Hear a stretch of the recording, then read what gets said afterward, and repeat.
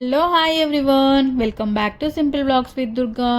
ఇవాళ మన ఛానల్లో వచ్చేసి హెల్దీ లడ్డు ఒకటి, డ్రై ఫ్రూట్ లడ్డు పాకం లేకుండా చాలా సింపుల్గా ఏ విధంగా చేయాలో అయితే చూద్దాము. ఇది రోజుకు ఒకటి తింటే చాలండి, పిల్లలకి చాలా హెల్దీ, జ్ఞాపక శక్తి కూడా పెరుగుతుంది.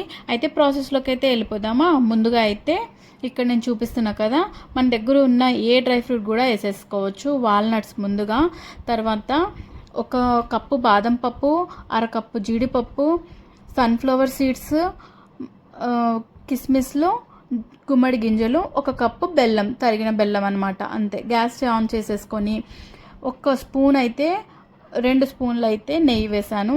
తర్వాత ఒక కప్పు బాదం వేసేసుకొని బాగా ఫ్రై అయిన తర్వాత జీడిపప్పు కూడా వేసేసుకొని లైట్గా గోల్డెన్ ఫ్రై వచ్చేదాకా ఫ్రై చేసేసుకోవాలి. ఇక్కడైతే ఇదేనండి ప్రాసెస్.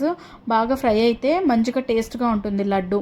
అది ఫ్రై అయిన తర్వాత వేరే ఒక ప్లేట్లో వేసేసుకొని తర్వాత గుమ్మడి గింజలు, సన్ఫ్లవర్ సీడ్స్, వాల్నట్స్, కిస్మిస్లు వేసేసుకొని బాగా ఫ్రై చేసేసుకోవాలి. చూస్తున్నారు కదా, ఈ విధంగా అయితే అవి బాగా పాప్ అవుతాయి. పాప్ అయిన తర్వాత లైట్గా మరీ ఎక్కువ మాడకుండా చూసేసుకోవాలి.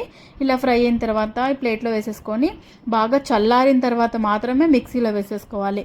మిక్సీలో వేసేసుకొని మరీ మెత్తగా కాకుండా మరీ బరకగా కాకుండా మధ్యస్థంగా ఒక పల్స్ ఇచ్చుకుంటూ మిక్సీ పట్టేసుకోవాలి. ఒక 5 యాలకులు వేసేసుకొని మిక్సీ పట్టేసుకోవాలి.